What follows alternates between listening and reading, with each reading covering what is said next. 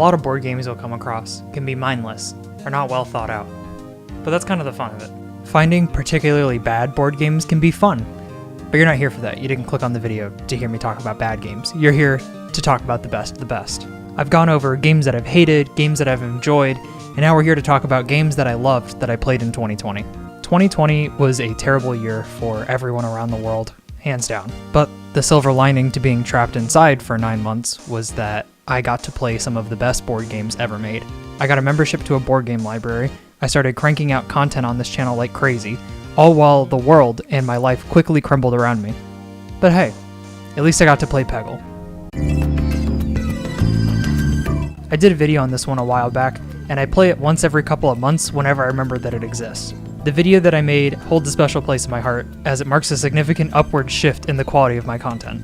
While the symbology can be a bit much for when first learning the game, your second playthrough is when things really start to click and you can start having real fun. If you ever wanted to build the pyramids and then kick someone's ass, that's how the first game on this list makes me feel. It's a game that I'm never going to turn down. However, it does start fights, so I'm not going to say that this game is an essential two-player game to own. There are little details like the coins not being a perfect circle because it's supposed to be like ancient money is just really the chef's kiss on this board game. It's ranked higher than the game that it was based off of, Seven Wonders, and when you play it, you'll know why. Seven Wonders Duel is the new Shadow game, and I can't wait to play with the expansion I just got as a Christmas gift. The bonus game for this video is Holy Festival of Colors. I mentioned this before on my channel a couple of times, but this is only not on the list because it came out a little too late in the year for me to consider it. In fact, I think most retailers aren't even selling it yet. The presentation and especially the packaging of this game is the best that I've seen in any board game made this year. It plays best with 4, and I don't really enjoy playing it with just 2 people anymore because it's a fun 3D chess type game and becomes more chaotic with the more people that you add. This game's also been gassed up since March, so I do want to mention it because if it came out earlier, I think it would have been on this list for sure. Alright, this is the only game on the list that I don't own. It is a bare bones entry-level deck building game. Your goal is to get honor, so you can get more cards, so you can get more honor, so you can win the game. The game takes like 30 minutes, and if you ever want it to be more complicated, you can just get the expansions. It was designed by 3 Magic the Gathering Pro Tour champions, so you know this shit's good. There's also a mobile version available. This is an excellent gateway game, and I think that's why it has to get the number 9 spot on this list. So I've done 2 videos on Sagrada now, and I can't seem to stop talking about it ever since I played it. Floodgate, who also made Holy, owns most of my ass at this point. I have all 3 expansions for Sagrada, and I think especially now, it is a much better game than Azul, which is a game that came after Sagrada and has much more popularity.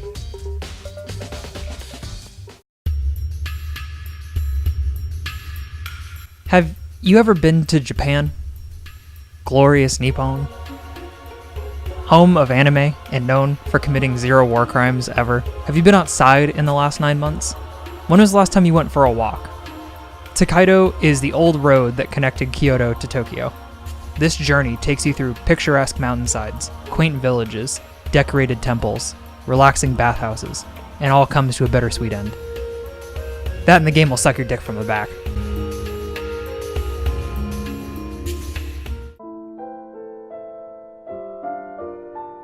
This board game is as board gamey as board games get, and that is the best way to describe Clank. The first video games were made about board games like this. Crawl through crystal caves, fight goblins, suck off your fellow travelers, steal a golden monkey idol from Gungaga. Me? Gungaga. Spook the dragon after you adopt one of its eggs. You can buy items from the scalper that lives underneath the fortress to steal even more stuff. Want to survive a dragon attack? Well, too bad. I pulled your cube, which means you're fucking dead. Clank isn't afraid to be goofy. The flavor text is full of corny puns, or there are straight up ridiculous cards like Mr. Whiskers, who's a narc and alerts the dragon, causing it to attack you. Clank is a pure chaotic, deck-building, dungeon-crawling, goofy game that knows when to let the mechanics do the talking. Remember that one doctor that you went to by CVS? And he told you that he had a friend that's like Ratatouille, and when he lifted up his MAGA hat, there was a rat, and he grabbed the rat, and he dropped it into a jar, and then he asked you where you could buy some weed. Well, they made a game about that. In Quacks, Every player is a medical professional who makes the dankest of snake oil tinctures. This is an extremely fun game, and it was recently number 2 on Eric Summerer from the Dice Tower's Top 100 list. I greatly enjoyed this press your luck type game and the expansion, The Herb Witches. Before I move on with the rest of the list, let me tell you about what's about to come up.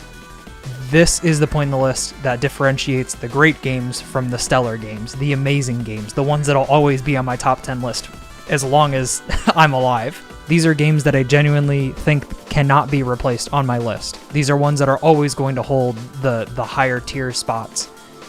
So be prepared, because these are some real bangers and games that I consider essential if you really like board games. The order for the rest of these games, except for the number 1 spot, are all just up in the air. They are all amazing games that I will sing praises about until the day that I die. Austrian Wine Poisoning Simulator is one of the most well-balanced and themed board games I've ever played. It's cohesive, and about 90% of the rules adhere to the theme so strongly to the point where, if you know anything about winemaking, you already know the rule. There are not a lot of games where explicit external knowledge of the theme makes the game easier to understand, to where it quite literally lowers the difficulty of the game significantly. This is one of my favorite games to play inebriated because it just kind of helps with the theme. I've made a video on it. I think it's one of my better ones, so if you want to go check that out after this video, you should do that if you haven't watched it already.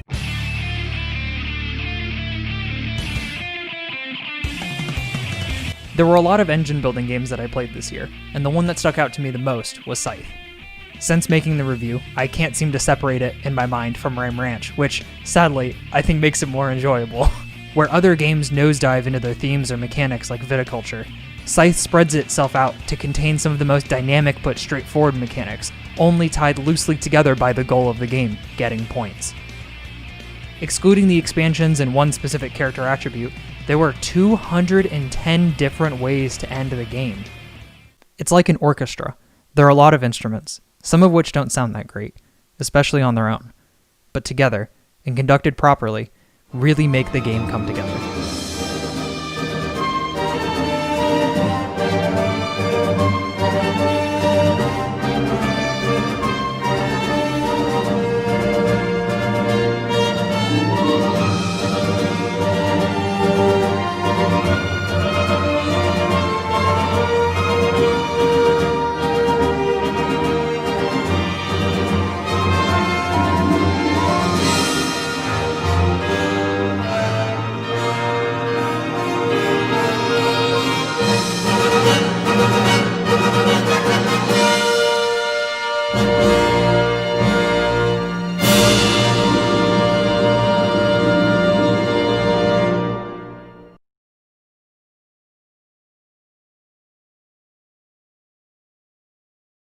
Elon Musk Simulator has 5 expansions, 2 of which are pretty difficult to get, and 1 is considered the holy grail of board game expansions. This game is good as fuck, and I promise you'll see a review of it soon! If Wingspan were just about looking at the different bird cards the entire game, this would still be the best game I played this year. I'm going to try and talk about things that I didn't mention in my review, so here we go.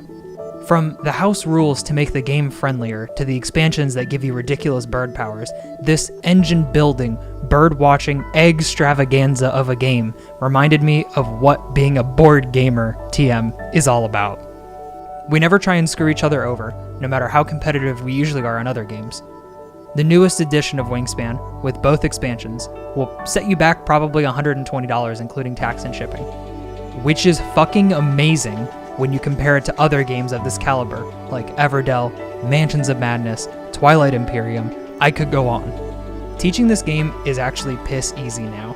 The digital version, which I'll get to in a second, has an amazing tutorial and manages most of the pieces you'd have to worry about or learn rules for anyways. It uses the Automa Factory for solitaire play as well, which is further expanded upon in the digital version with the AIs that you can play against. This is made by Stonemaier, which made 3 out of the top 4 games on my list. When I publish the board game that I've been working on, you can bet your peggle playing ass this is the company I'm going to. Even the digital version of the game by Monster Couch kicks ass. The developers are super nice, and after doing a dev stream with them and their holiday stream with their lead designer, I can say there is not a better board game out there right now. Wingspan is special in that it has succeeded in being the only game that makes people who like the mechanics love the theme. I'm always looking at cards and outside to see which birds I can recognize, or how I can pinpoint birds now by their call or their look by playing the digital version. The card mechanics, the piece quality, the bird trivia, the end game, the engine building. It all comes together to hold the #1 spot on my list. Not like the other games on this list are worthless, but nothing comes close to touching this masterpiece and celebration of nature and board games.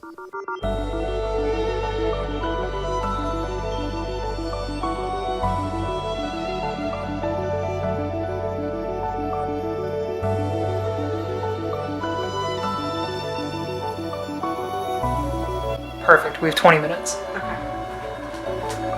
What do you do? Okay. What are you, green and purple?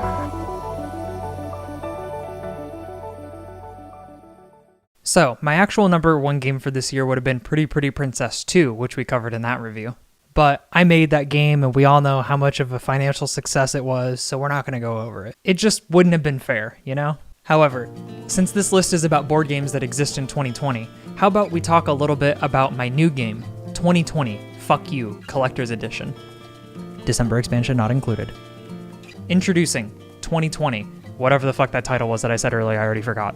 Well, the year 2020 CE was really one for the books, huh guys? It sure was the Oregon Trail of years, right gamers?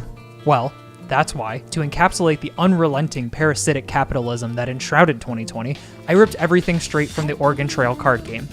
Instead of dying of dysentery, you just get COVID. But don't worry, after your fellow travelers are forced to watch you die, they can write your name on the tombstone. Yes, we included a dry erase marker in this game that doesn't work, because fuck you, your goal is to play 40 cards to get from January to December of 2020. There's a money checkpoint every 5 cards that are played. Playing cards is bad. You don't want to do that. Drawing event cards are a mix of surprise costs like back rent, credit card debt, student loans, as well as some cards to help you out, like stimulus check, hero pay, and OnlyFans. If you arrive at the checkpoint, you don't have enough money to pass. Someone in the group must die. This gives you an inheritance bonus, where the cost of things from this point out is slightly reduced. Let's just call it means-tested, death-related COVID relief. If you make it to the end of 2020, congrats! But did you really win? We played through this clearly immaculate game multiple times, and I can say with confidence that if you make it through this game, you didn't win. If for some reason you're playing this, there are no winners at your table. There are, however, different levels of difficulty. If you're a health insurance CEO, landlord, or US elected representative, you start off with more than enough money to cover every cost in the game. If you want to play as the medium difficulty, you basically get to play as New Zealand or Vietnam, or any country that you can imagine with universal healthcare that handled the coronavirus pandemic better than the United States. Which means you only take the effects of every other negative card you draw.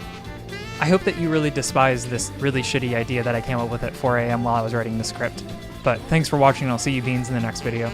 My favorite board games are Wingspan, Terraforming Mars, and oh fuck. Before I forget, the comment question for this video is, what's your favorite board game that you played this year? I really look forward to reading the responses. Also, tell me if any games on the list really surprised you. Yes, this really is the end of the video this time. Goodbye.